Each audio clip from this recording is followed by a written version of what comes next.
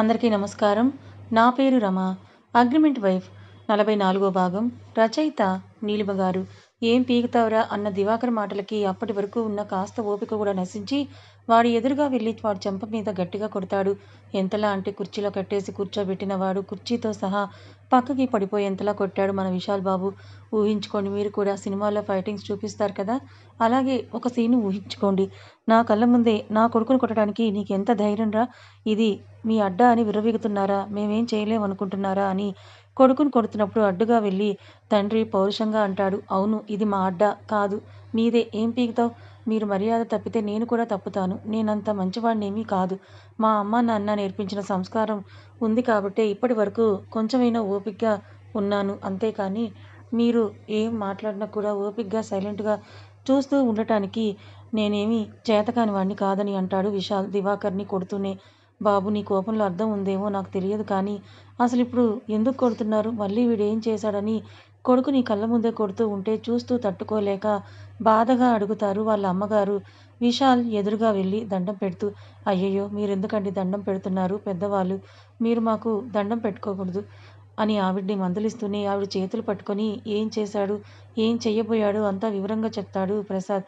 అప్పటి వరకు ప్రసాద్ చెప్తున్నంత విని అందరూ కూడా స్తబ్దుగా ఉండిపోతారు. వీడు ఇంత పని చేస్తాడని ఊహించలేదు బాబు అని కొడుకు వైపే అసహ్యంగా చూస్తూ అంటారు వాళ్ళ అమ్మగారు. ప్రాణంగా ప్రేమించిన భర్త ఆమె ఎదురుగానే ఇంకొక అమ్మాయిని కోరుకుంటున్నట్లుగా తెలిస్తే ఏ అమ్మాయికైనా ఎలా ఉంటుంది? అలాగే సృజన కూడా ఫీల్ అవుతోంది. ఎంత ఇష్టం లేకుండా పెళ్లి చేసుకున్నా పెళ్లి తర్వాత అతని ప్రేమని అర్థం చేసుకుంటూనే, అతని కోపంలోని ప్రేమని వెతుక్కుంటూనే అతనికి మనసు ఇవ్వడం మొదలుపెట్టింది. ఎక్కడో వివిధ దేశాల్లో భార్యలు ఎలా చూస్తారో తెలియదు కానీ మన హిందూ ప్రకారం భారతదేశంలో మాత్రం భర్త అంటే భార్యకి తెలియని గౌరవం, ప్రేమ, నమ్మకం. అవి ఎలా అంటే ఆ తాళి బంధంతో ముడిపడతాయో తెలీదు. మన మనసు పెనవేసుకున్న అనుబంధంతో ముడిపడతాయో తెలియదు కానీ ఆటోమేటిక్గా ఆ బంధం అన్నది ఏర్పడిపోతుంది. అందువల్ల మన హిందూ సాంప్రదాయంలో ప్రతి భార్య కూడా భర్తని దైవంగా భావిస్తూ పూజిస్తుంది. ఏంటో మన కోరికలు తీరుస్తాడో తీర్చడో తెలియని దేవుడి దగ్గరే మన మొర చెప్పుకున్నట్లుగా భార్యలు కూడా భర్తలు వాళ్ళని ఎలా చూస్తున్నా సరే వాళ్ళని ప్రేమిస్తారు. ఇది అక్షర సత్యం. అలాగే వీటన్నిటికీ అతీతం ఏమీ కాదు కదా సృజన కూడా. సగటు ఆడపిల్ల, అందులోనూ పద్ధతిగా పెరిగిన అమ్మాయి కాబట్టే ఒక సగటు ఇల్లాలు ఎలా ఆలోచిస్తుందో అలానే ఆలోచించి భర్తని గౌరవంగా మెలిగి ఏదో కొద్దిగా ఆశతో జీవిస్తున్న తనకి ఇప్పుడు ఈ విషయం చాలా బాధ కలిగిస్తుంది. ఒక రకంగా ఆమె మనసు ముక్కలైపోయింది. మనం ప్రేమిస్తున్న వ్యక్తి మీద ఆశ సన్నగిల్లి బ్రతుకుతున్నా సరే ఏదో ఒక రోజు ఆశ అన్నది మళ్ళీ చిగురిస్తుందని అనుకోవచ్చు. అలాగే ప్రేమ లేని వారి మీద కూడా కొద్ది రోజులకి వారి మనస్తత్వం తెలుసుకున్నాక ప్రేమ చిగురిస్తుంది. వారి పట్ల మనకి సానుభూతి కలుగుతుందని కూడా అనుకోవచ్చు. కానీ ఒక్కసారి ఎలాంటి వాళ్ళకైనా మనసు ముక్కలైన తర్వాత ఆ మనసు అతుక్కునేది అనడం అసాధ్యమైన పని. ఒకవేళ జీవితంలో వారితోనే కలిసి ఉండవలసిన పరిస్థితులు ఎదురైనా సరే మొక్కలైన వస్తువుని దేనితోనైనా అతికిస్తే ఎలా అతికినట్లుగా ఉంటుందో అలాగే ఆ బంధం కూడా అతికినట్లుగానే కనిపిస్తుంది తప్ప స్వచ్ఛంగా అయితే కనిపించదు. మరి ఇప్పుడు సృజన మనసు కూడా ముక్కలైపోయింది. మరి ఆ ముక్కలైన మనసు మళ్ళీ అతుక్కుంటుందో లేదో కాలానికే తెలియాలి. ఒకప్పుడు ప్రాణంగా ప్రేమించిన వాడు కళ్ళ ముందు పరాయి వాడిలా కనిపిస్తుంటే, బాధ్యతగా భార్యను చూసుకుంటున్న భర్త నలుగురిలో నిందితుడై మాటలు పడుతుంటే ఎలాంటి భార్య అయినా సరే చూస్తూ ఉండలేదు. అలాగే సృజన కూడా అవన్నీ చూస్తున్నా తన మైండ్కి ప్రెషర్ ఎక్కువై అప్పటికే ఆమె నీరసంగా ఉండటం వల్ల కళ్ళు బైర్లు కమ్ముతుంటే తల మీద చేయి వేసుకొని అలానే ఉండిపోతుంది.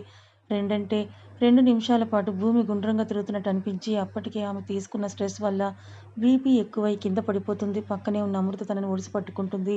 కింద పడకుండా. అయ్యో అని అమృత అరిచిన అరుపులకి మిగిలిన వాళ్ళందరూ కూడా అటు సైడ్ చూసేసరికి ఆమె కళ్ళు తిరిగి పడిపోవడం చూసి ఆందోళన పడిపోతారు. ప్రసాద్ సహాయంతో ఆమెను ఇంకో రూమ్లోకి తీసుకొని వెళ్ళి డాక్టర్కి ఫోన్ చేసి పిలిపిస్తారు. తన మెంటల్ కండిషన్ బాలేదు కాబట్టి ఎలా ఉందో తెలుసుకోవడానికి. అతని కళ్ళ ముందే ఆమె భార్య కళ్ళు తిరిగి పడిపోతున్నా చూసుకోలేని స్థితిలో ఉన్నాడని బాధ ఎక్కువైపోతుంది దివాకర్కి. అంతలోనే ఆ బాధకి కారణం విశాలే అన్న పంతం, కోపం ఇంకా ఇంకా పెంచేసుకుంటూ ఉంటాడు. ఒకప్పుడు నన్ను ప్రేమించిందని కక్ష కట్టి మరి తన జీవితాన్ని నాశనం చేసి నువ్వు సాధించుకొని మరీ పెళ్లి చేసుకున్నావు. ఆ పెళ్లి చేసుకున్నందుకు ఒక్కరోజైనా సరే ఆ అమ్మాయి సంతోషంగా ఉండేలా చూసుకున్నావా నువ్వు? నా మీద కోపం పంతం ఉంటే నా మీదే చూసుకోవాలి. నీ ప్రతాపం అంతా నా మీద చూపించలేక, నన్ను గెలవలేక ఒక ఆడదాని మీద చూపించావు. ఇన్ని రోజులు కూడా చదువు పూర్తయిన వెంటనే ఫారిన్ వెళ్ళడం వల్ల, ఆ తర్వాత నాకు వచ్చిన హెల్త్ ప్రాబ్లమ్స్ వల్ల నేను ఇంకేదీ పట్టించుకునే స్థితిలో లేకపోయినా మాట వాస్తవమే. కానీ అందుకు పరిణామం సృజన జీవితం నాశనం అయ్యింది అనే విషయం నాకు మొన్నటికి మొన్నే తెలిసింది. ఇప్పుడు నాకు పంతాల మధ్య నలిగిపోయింది ఎవరు? ఒక అమాయకురాలైన ఆడపిల్ల. తను ఎప్పుడు కూడా ఎవరితో మాట్లాడేది కాదు. నిజాయితీగా, స్వచ్ఛగా నవ్వుతూ అందరితో కలిసికట్టుగా, స్నేహంగానే మిగిలేది. అలాంటి ఆడపిల్లకే నువ్వు ఎంత ద్రోహం చేశావని ఇంకా తగ్గని కోపాన్ని అతని మీద చూపిస్తూ కొడుతూ అంటాడు విశాల్. ఏంట్రా, తనేదో నీ ప్రాణమైనట్టు బాగానే వెనకేసుకొస్తున్నావు నా పిల్లాన్ని. నేనేదైనా చేసుకుంటాను, మధ్యలో నీకేంటి నొప్పి? ఓహో, నిన్ను ప్రేమించిన అమ్మాయని జాలి చూపిస్తున్నావా అని వెటకారంగా అంటాడు దివాకర్. ఈ విషయాలేమీ అమృత వినదు. ఎందుకంటే సృజన దగ్గర అమృత, దివాకర్ వాళ్ళ అమ్మగారు ఉన్నారు. ఇంకొక రూమ్లో ఇక్కడ దివాకర్, పరశురాం గారు మాత్రమే ఉన్నారు. ప్రసాద్ బయట డాక్టర్ కోసం ఎదురు చూస్తున్నాడు. ఒక అమ్మాయి గురించి అడిగావంటే తన మీద ప్రేమే ఉండాల్సిన అవసరం లేదు, సాటి మనిషి అనే భావన కూడా ఉండొచ్చు. నేనెప్పుడు నా చుట్టూ ఉన్న వాళ్ళు సంతోషంగా ఉండాలి అనే కోరుకుంటాను తప్ప ఎవరు ఎలా పోతే నాకెందుకనే రకాన్ని నేను కాదు. అలాంటి మనస్తత్వం నాకు లేదు. అసలు ఎప్పుడూ పరిచయం లేని వాళ్ళ గురించి ఆలోచించని నేను ఒకప్పుడు కాలేజీలో మనతో పాటు చదివి స్నేహితురాలైన తన గురించి ఎందుకు ఆలోచించకుండా ఉంటాను? అలా వదిలేయలేను. కాబట్టి నువ్వు ఏమనుకున్నా సరే తన బాధ్యత నేను తీసుకుంటాను. తన జీవితం చక్కబడే వరకు తనకి అండగా నేనుంటానని అంటాడు విశాల్. నేను నీలాంటి వాళ్ళని కాదు అంటూనే బాగానే బుట్టలో వేస్తున్నావు. ఏంటి, అండగా ఉంటావా? ఏ రకంగా ఉంటావని వంకరగా అంటాడు. అసలు భార్య గురించి మాట్లాడుతున్నాను అనే సెన్స్ కూడా లేకుండా నీ వంకర బుద్ధి పోనిచ్చుకున్నావు కాదు. అంతేలే, పచ్చకామెర్లు ఉన్నవాడికి లోకమంతా పచ్చగానే కనిపిస్తుందన్నట్లుగా నీలాంటి వాడికి అలాంటి ఆలోచనలే వస్తాయి.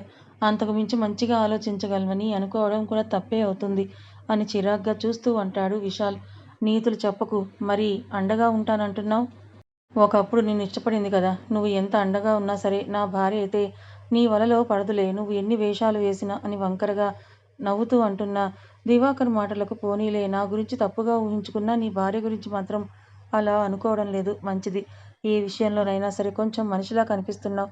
ఎప్పుడైనా సరే మనం ఒక మనిషి మీద నమ్మకం పెట్టినప్పుడు ఆ నమ్మకాన్ని మనం నిలబెట్టుకుంటే అవతల మనిషి ప్రాణమైనా ఇస్తారు. కానీ అదే మనిషి ఆ నమ్మకాన్ని కాలదన్నుకుంటే ఆ సమయానికి ప్రాణం తీయడానికి అయినా సరే వెనుకాడరు. అలాగే నీ భార్య మీద నువ్వు పెట్టుకున్న నమ్మకాన్ని తను వమ్ము చేయదు. ఎప్పటికీ కూడా ఆ నమ్మకాన్ని నిలబెట్టుకోవడానికే ప్రయత్నం చేస్తుంది. కానీ నువ్వు మాత్రం తన నమ్మకాన్ని ఎప్పటికప్పుడు వమ్ము చేస్తున్నావు. ఇప్పటి వరకు క్షమించగలిగిందేమో కానీ ఇక నుంచి మాత్రం నిన్ను ఒక మనిషిలా కూడా చూడలేదు.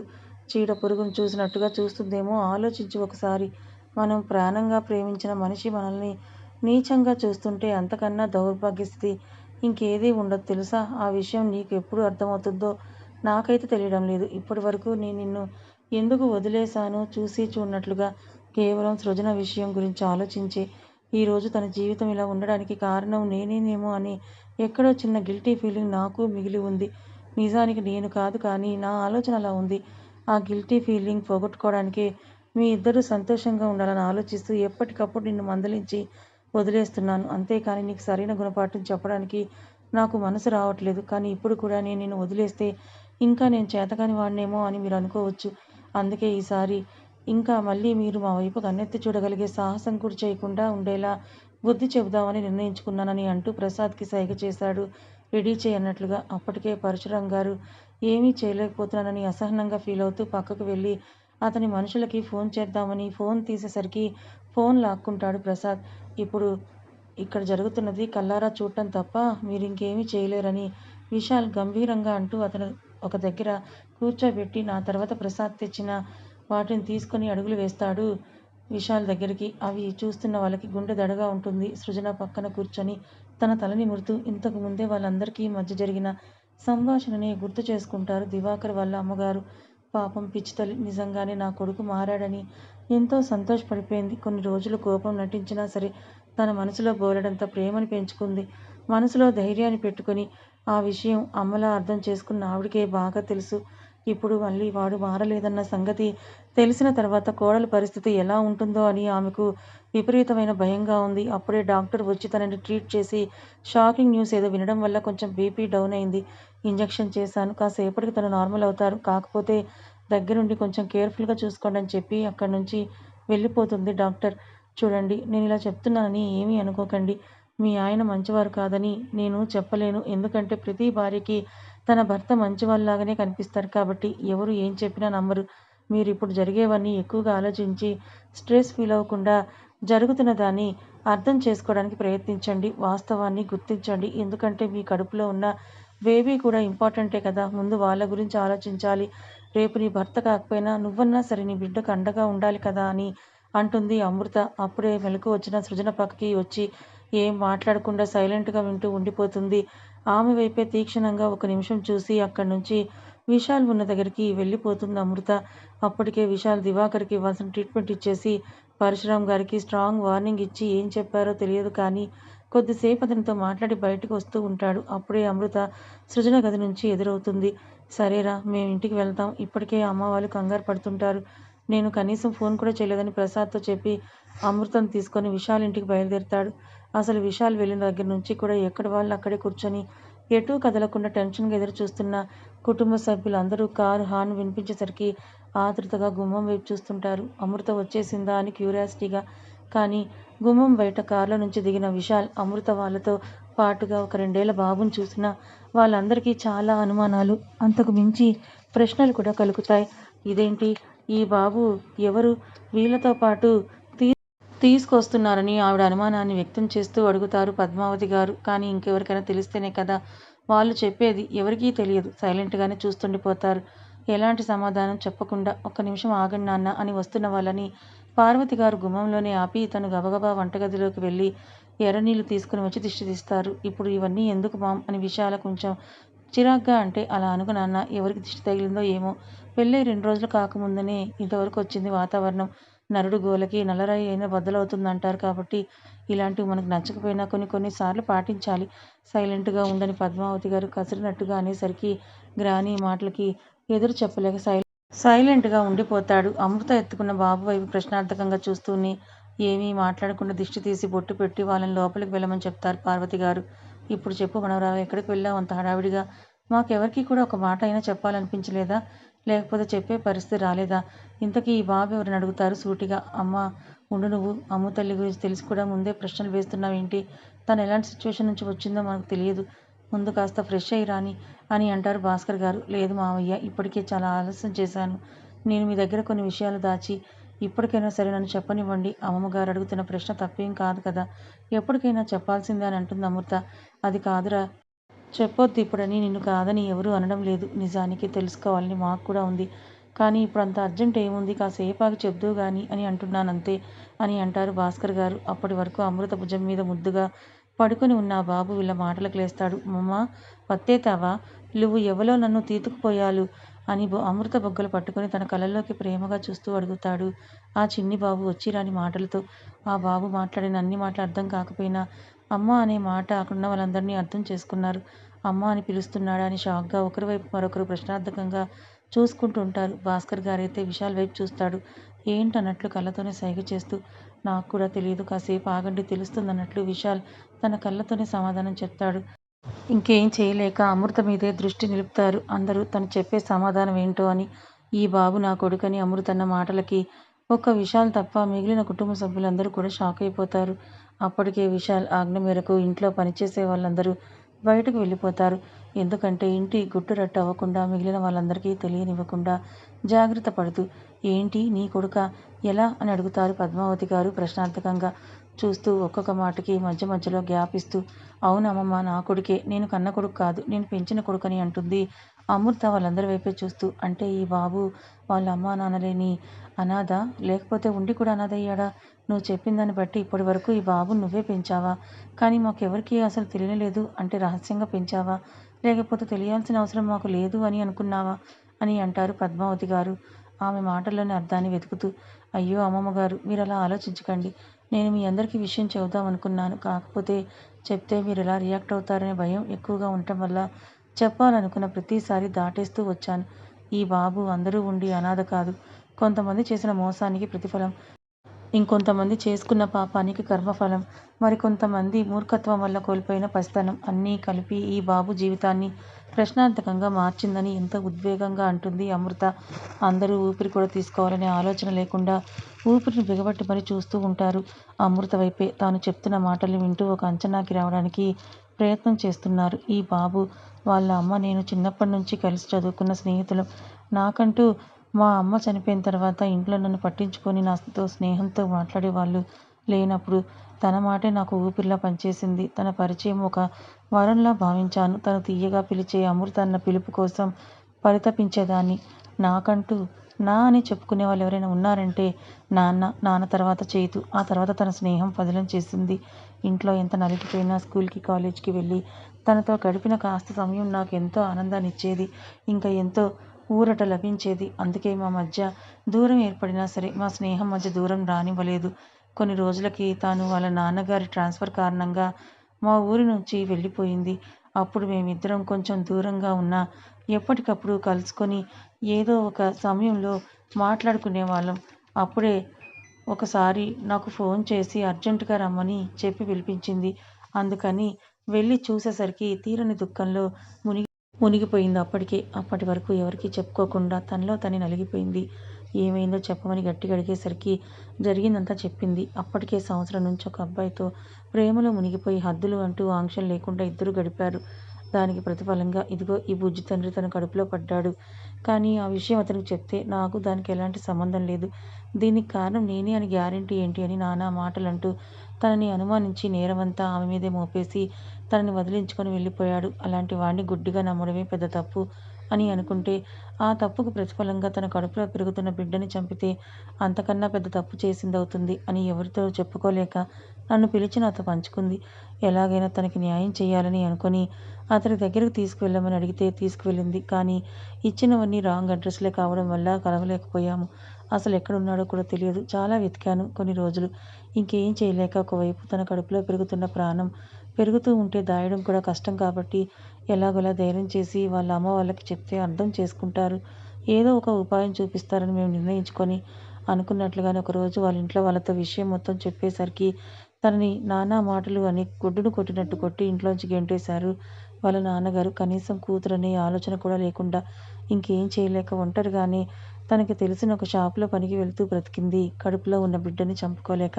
ఆ తర్వాత మా నాన్నకి ఆరోగ్యం బాగోక తన గురించి పెద్దగా పట్టించుకోలేదు. నా బిజీలో నేను ఉండిపోయాను. ఒకరోజు ఎవరో ఫోన్ చేసి ఒక అడ్రస్ ఇచ్చి అర్జెంటుగా ఇక్కడికి రావాలని చెప్పారు. ఎందుకు ఏమిటని అడిగేలోపే వాళ్ళు ఫోన్ కట్ చేసేసరికి ఎందుకో ఏమైందో అని అనుకుంటూ హడావిడిగా బయలుదేరాను. తీరా అక్కడికి వెళ్ళి చూసేసరికి అది ఒక అనాథాశ్రమం. ఎందుకని ఆలోచిస్తూనే వెళ్ళి అడిగేసరికి నా చేతిలో ఒక బాబుని పెట్టి బాబుతో పాటు పేపర్ కూడా పెట్టారు. ఈ లోకంలో ఎవరూ లేనప్పుడు నేను బ్రతికి ఎందుకు దండగా ఈ బిడ్డ కోసం బ్రతుకుదామని ఇన్ని రోజులు ఓపికగా ఏదో ఒక ఆశతో జీవించాను. కానీ ఇప్పుడు ఈ బిడ్డను చూస్తున్న ప్రతిసారి నేను చేసిన తప్పు, వాడు చేసిన మోసం నా కళ్ళ ముందు మెదులుతుంటే ప్రతి క్షణం చచ్చి బ్రతుకుతున్నాను. అందుకే జీవితాంతం అలా బ్రతకలేక చావడానికి నిర్ణయించుకున్నాను. నా బిడ్డని అమ్మలా నువ్వు చూసుకుంటావు కదా. నాకు నీ మీద నమ్మకం ఉంది. ఎవరైనా ఆపదలో ఉండి నీకు కనిపిస్తేనే చేతిలో రూపాయి లేకపోయినా సరే ఎలాగైనా బ్రతికించాలి, నవ్వించాలి అనే తాపత్రయం నా స్నేహితురాలిది. అలాంటిది తన ప్రియమైన స్నేహితురాలి బిడ్డని తన బిడ్డగా చూసుకోగలదు. అందుకే ఈ బిడ్డని నీకు అప్పగిస్తున్నాను. నీ దగ్గరే పెంచకపోయినా ఒక తల్లిలా అన్ని బంధాల విలువ, అనుబంధాల విలువ, ఒక అమ్మాయి విలువ తెలిసేలా పెంచు. అది ఏ విధంగానైనా సరే. నీ స్నేహితురాలిగా నేను కోరే ఆఖరి కోరిక ఇది. ఇట్లు నీ ప్రియమైన స్నేహితురాలు అని లెటర్లో ఉన్నదంతా తను చదివింది మొత్తం వాళ్ళకి వివరంగా చెప్తున్న అమృత. ఆ తర్వాత అదే ఫౌండేషన్లో వీడిని ఉంచి నేను కన్న తల్లిలా దగ్గరుండి చూసుకోకపోయినా పెంపుడు తల్లిలా అప్పుడప్పుడు వెళ్ళి చూసొస్తుండేదాన్ని. విశాల్ గారితో జరిగింది ఒప్పంద వివాహమే కాబట్టి ముందు ముందు నా జీవితం ఎలా ఉంటుందో తెలియదు కదా. ఒకవేళ నేను విడిగా ఉండే పరిస్థితి ఎదురైనా సరే అప్పుడు నాకంటూ తోడుగా నా కొడుకు ఉంటాడనే ఆలోచనతో ఉండేదాన్ని ఎప్పుడు. అలా నేను బయటకొస్తే అప్పుడు వీడిని నా దగ్గరే ఉంచుకొని అమ్మలా పెంచాలని అనుకుని ఆ ఫౌండేషన్లోనే ఇప్పటి వరకు జాయిన్ చేశానని మొత్తం వివరంగా చెప్తుంది. అయితే ఇప్పటి వరకు బయటకు వెళ్తే అన్న ప్రశ్న నీ మదిలో ఉంది కాబట్టి కొడుగ్గా అంగీకరించాలనుకున్నావు. మరి ఇప్పుడు నీ మనసులో ఏముంది అసలని అడుగుతారు పద్మావతి గారు. తెలీదమ్మమ్మ గారు. నాకే అర్థం కావడం లేదు. ఏం చేయాలో కూడా ఇప్పటి వరకు. అంటే నేను బయట ప్రపంచానికి కేవలం అమృతని మాత్రమే. అలా నేను వీడిని పెంచుకున్నా నన్ను అడిగేవాళ్ళు, ప్రశ్నించేవాళ్ళు బహుశా లేరేమో. కానీ ఇప్పుడు ఒక ఇంటి కోడలనే హోదా ఉంది. నా పేరు వెనుక నా భర్త పేరు ఇమిడిపోయి ఉంది. ఇంతకు ముందు కూడా ఉండి ఉండొచ్చు కానీ ఇది ప్రపంచానికి తెలియలేదు. ఇప్పుడు నేను చేసిన ఆ ఎఫెక్ట్ ముందు ఈ కుటుంబం మీద పడుతుంది. అందుకే ఏం చేయాలో కూడా అర్థం కాక మీకెవరికీ చెప్పకుండానే ఇప్పటివరకు వదిలేశాను. మీరే చెప్పాలి ఏం చేయాలో కూడా. నాకు అర్థం కావడం లేదు. కానీ ఈ బాబునైతే మాత్రం నేను వదులుకోలేను. నా స్నేహితురాలు నా మీద పెట్టుకున్న నమ్మకాన్ని వమ్ము చేయలేను. ఏం చేయాలో మీరే చెప్పండని అందరి వైపు దీనంగా చూస్తూ అడుగుతుంది అమృత. ఎవరూ ఏమీ మాట్లాడకుండా ఉండిపోయారు. అసలు తను అడిగిన ప్రశ్నకి సమాధానం చెప్పాలని కూడా ఎవరికీ అనిపించలేదేమో. మౌనంగానే ఉండిపోయారు. కథ ఇంకా ఉంది. మరి ఇప్పుడు విశాల్ ఎలాంటి నిర్ణయం తీసుకుంటాడు? అమృత పరిస్థితి ఏంటి? మరి ఆ ఇంట్లో వాళ్ళందరూ ఆ బిడ్డని తమ ఇంటి బిడ్డగా ఒప్పుకుంటారా? తెలుసుకోవాలనుకుంటే ఛానల్ని ఫాలో అవ్వండి. కథ నచ్చితే లైక్ చేయండి. Thank you so much.